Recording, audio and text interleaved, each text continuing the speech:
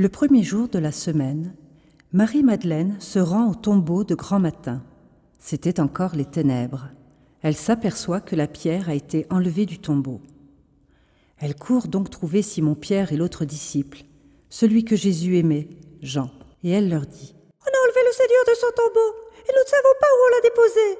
Pierre partit donc avec l'autre disciple pour se rendre au tombeau. Ils couraient tous les deux ensemble, mais l'autre disciple courut plus vite que Pierre et arriva le premier au tombeau.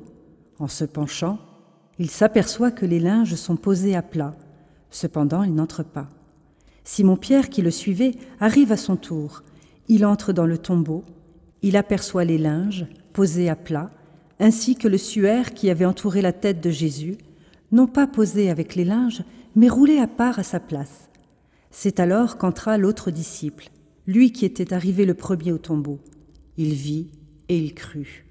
Jusque-là, en effet, les disciples n'avaient pas compris que, selon l'Écriture, il fallait que Jésus ressuscite d'entre les morts. C'est un choc terrible pour Marie-Madeleine. Mais malgré sa peine, elle réagit tout de suite et va prévenir Simon-Pierre et l'autre disciple, Jean. Jean entre après Simon-Pierre. Il ne voit rien. Le corps de Jésus n'est plus là, mais il croit tout ce que Jésus a raconté aux apôtres. Plusieurs fois, il leur avait annoncé qu'il mourrait et qu'il ressusciterait. Tout ce que Jésus a dit est donc vrai. Je suis le chemin de la vérité et de la vie. Évangile de Jean. Nous aussi, dans notre foi, nous ne voyons pas Jésus. Pourtant, nous croyons qu'il est toujours vivant. Cet évangile fait donc mémoire de la résurrection de Jésus. Et nous sommes le premier dimanche de Pâques. Pâques qui signifie passage. Cette fête nous rappelle plusieurs choses. À l'époque de Moïse, le peuple hébreu a été libéré de l'esclavage d'Égypte.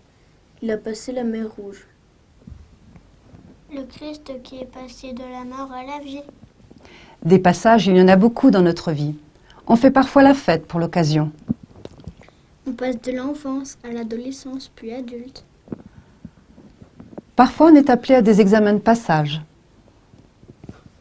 Plus tard, on passe d'une vie de célibataire à une vie conjugale ou une vie religieuse.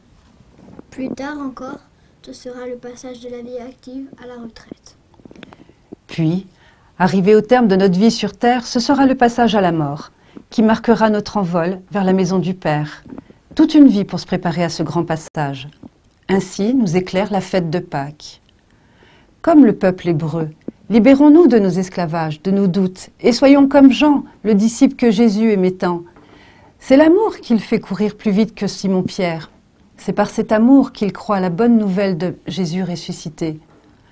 Cela montre à quel point l'amour peut stimuler notre foi. C'est ainsi que nous passons notre Pâques, avec amour et enthousiasme. Nous sommes des repêchés depuis peu par le Christ.